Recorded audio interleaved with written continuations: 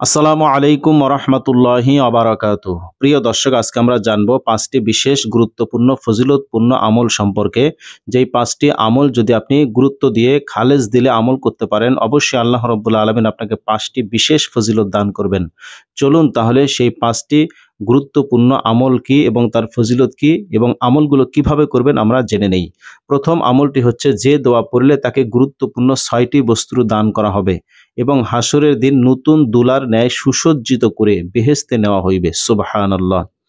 দুররে মনসুর একটি প্রসিদ্ধ কিতাব। দুররে মনসুর নামক কিতাবে লিখিত আছে, যে ব্যক্তি মাগরিবের নামাজ এবং ফজরের নামাজের পরে নিম্নলিখিত দোয়াটি 10 বার পাঠ করবে, আমল করবে, মহান আল্লাহ রাব্বুল আলামিন তাকে গুরুত্বপূর্ণ 6টি বস্তু দান করবেন। যেমন 1, যাবতীয় গুনাহ মাফ করা হইবে, কোনো গুনাহ থাকবে না, সব গুনাহ আল্লাহ মাফ করে দেবেন। 2, হুর পরীর সাথে বেহেশতে বিবাহ দেওয়া হইবে, অর্থাৎ সে জান্নাতি হুর পাবে এবং জান্নাতি হুরের সাথে আল্লাহ তার বিবাহের ব্যবস্থা করবেন।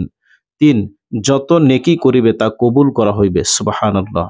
4, ইব্রাহিম আলাইহিস সালাতু ওয়াস সালামের সাথে তার হাসর হইবে। 5, মৃত্যুর সময় 12 জন ফেরেশতা হাজির হইবে এবং তাকে সুসংবাদ দেবে যে, ভয় করিও না, তোমাকে নতুন দুলার ন্যায় সুসজ্জিত অবস্থায় শান্তিময় বেহেশতে নেওয়া হইবে।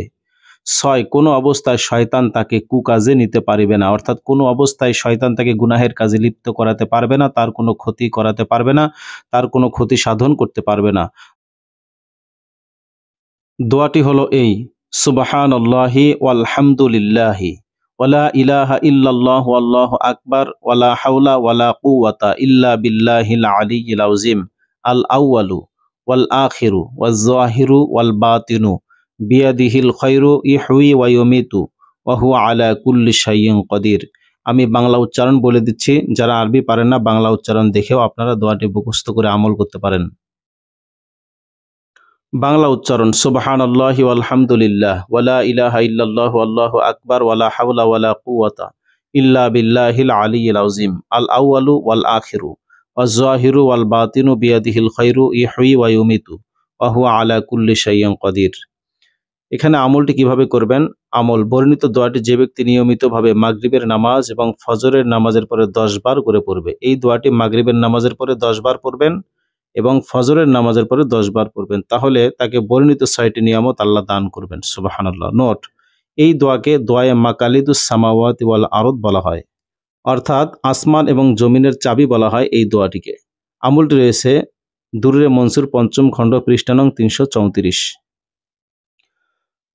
প্রিয় দর্শক, দ্বিতীয় আমলটি হচ্ছে, যে আমলটি করলে আল্লাহ রাব্বুল আলামিন আপনার ৭০টি বিপদ দূর করে দেবেন। একটি দুটি বিপদ নয়, ৭০টি বিপদ। এর মধ্যে ক্ষুদ্র বিপদ হলো দরিদ্রতা, অর্থাৎ আপনার অভাব আল্লাহ দূর করে দেবেন। আপনার সংসারে আল্লাহ বরকত দান করবেন, ব্যবসার মধ্যে বরকত দান করবেন, রুজি রোজগারে বরকত দান করবেন, আপনার কখনো অভাব দেখা দেবে না। এখানে সহিহ হাদিস থেকে আমলটি জেনে নিন। হযরত আবু হুরায়রা রাদিয়াল্লাহু তাআলা আনহু থেকে বর্ণিত, তিনি বলেন, প্রিয় নবী সাল্লাল্লাহু আলাইহি সাল্লাম বলেছেন, তুমি লা হাওলা ওয়ালা কুওয়াতা ইল্লা বিল্লাহ বেশি বেশি করে পড়ো, কেননা তা বেহেশতের রত্ন ভাণ্ডারের অন্তর্ভুক্ত। হযরত মাখহুল রাদিয়াল্লাহু তাআলা আনহু বলেন, যে ব্যক্তি লা হাওলা ওয়ালা কুওয়াতা ইল্লা বিল্লাহ ওয়ালা মানজা মিনাল্লাহি ইল্লা ইলাইহি পড়ে, আল্লাহ তাআলা তার থেকে ৭০ প্রকার বিপদ দূর করে দেন। এর মধ্যে ক্ষুদ্র বিপদ হলো দরিদ্রতা, অর্থাৎ তার অভাব আল্লাহ দূর করে দেবেন, তার সংসারে কোনো অভাব থাকবে না। দোয়াটি হলো এই: লা হাওলা ওয়ালা কুওয়াতা ইল্লা বিল্লাহি ওয়ালা মানজা মিনাল্লাহি ইল্লা ইলাইহি। বাংলা উচ্চারণ: লা হাওলা ওয়ালা কুওয়াতা ইল্লা বিল্লাহ ওয়ালা মানজা মিনাল্লাহি ইল্লা ইলাইহি। আমলটি কিভাবে করবেন? বর্ণিত দোয়াটি যে ব্যক্তি বেশি বেশি করে পড়বে, তার থেকে ৭০ প্রকারের কঠিন বিপদ দূর করে দেওয়া হইবে। এর মধ্যে একটি ক্ষুদ্র বিপদ হলো দরিদ্রতা। প্রিয় দর্শক, এই হাদিসটি ইমাম নাসাই রহমাতুল্লাহি আলাইহি তার নাসাই শরীফের মধ্যে ও হাকিম নিশাপুর রহমাতুল্লাহি আলাইহি তার মুস্তাদরাক গ্রন্থে বর্ণনা করেছেন। তার মানে এই আমলটির খুবই গুরুত্ব রয়েছে, যার কারণে এই আমলটি দুইটি কিতাবের মধ্যে স্থান পেয়েছে। প্রিয় দর্শক শ্রোতা, তৃতীয় আমলটি হচ্ছে, যে আমলটি খালেস নিয়তে করলে, আন্তরিকভাবে করলে আল্লাহ রাব্বুল আলামিন আপনাকে বড় বড় বালা মুসিবত থেকে হেফাজত দান করবেন। কেউ আপনার কোনো ক্ষতি করতে পারবে না, আল্লাহ রাব্বুল আলামিন আপনাকে সাহায্য করবেন। কঠিন বিপদ ও মুসিবতের সময় প্রিয় নবী সাল্লাল্লাহু আলাইহি ওয়াসাল্লাম নিজে যেই দোয়াটি আমল করতেন। হাদিস: হযরত ইবনে আব্বাস রাদিয়াল্লাহু তাআলা আনহু থেকে বর্ণিত, প্রিয় নবী সাল্লাল্লাহু আলাইহি ওয়াসাল্লাম যে কোনো কঠিন বিপদ ও মুসিবতের সময় নিম্নলিখিত দোয়াটি পাঠ করতেন। দোয়াটি হলো এই, লা ইলাহা ইল্লাল্লাহুল হালিমুল আলিয়ুল হাকিম, লা ইলাহা ইল্লাল্লাহু রাব্বুল আরশিল আযীম, লা ইলাহা ইল্লাল্লাহু রাব্বুস সামাওয়াতি ওয়াল আরদ ওয়া রাব্বুল আরশিল কারীম। প্রিয় দর্শক, এখানে বাংলা উচ্চারণ দেওয়া আছে, লা ইলাহা ইল্লাল্লাহুল হালিমুল আলিয়ুল হাকিম, লা ইলাহা ইল্লাল্লাহুল রাব্বুল আরশিল আযীম, লা ইলাহা ইল্লাল্লাহু রাব্বুস সামাওয়াতি ওয়াল আরদি ওয়া রাব্বুল আরশিল কারীম। এখানে এক দেখতে পাচ্ছেন, অর্থাৎ আমলটি রয়েছে তিরমিজি শরীফের মধ্যে। অর্থ, মহান আল্লাহ ছাড়া কোনো ইলাহ নাই, তিনি পরম এবং মহান, মহাজ্ঞানী। আল্লাহ ব্যতীত কোনো ইলাহ নাই, তিনি মহান আরশের প্রভু। আল্লাহ ব্যতীত কোনো ইলাহ নাই, তিনি আকাশমণ্ডলী ও পৃথিবীর রব, অর্থাৎ লালন পালনকারী এবং মহা সম্মানিত আরশের রব। কিভাবে আমল করবেন? ফজিলত আমল, বর্ণিত দোয়াটি যদি কোনো ব্যক্তি তার কঠিন বিপদ ও মুসিবতের সময়ন্তে পড়েন, তাহলে আল্লাহ তাআলা তার রহমতে তার বিপদ ও মুসিবত যত বড়ই হোক না কেন দূর হয়ে যাবে। অর্থাৎ আল্লাহ রাব্বুল আলামিন তার রহমতে তার বিপদ এবং বালা মুসিবত দূর করে দেবেন। সুবহানাল্লাহ। প্রিয় দর্শক শ্রোতা, ৪ নম্বর আমলটি হচ্ছে যে আমলটি নবী করিম সাল্লাল্লাহু আলাইহি সাল্লাম কোনো গুরুত্বপূর্ণ সমস্যার মধ্যে পড়লে তিনি আমল করতেন। আপনার যত সমস্যাই থাক না কেন, যদি আপনি হাদিস মোতাবেক, কোরআন হাদিস মোতাবেক আমল করতে পারেন, অবশ্যই আল্লাহ রাব্বুল আলামিন আপনার সমস্যার সমাধান করে দেবেন।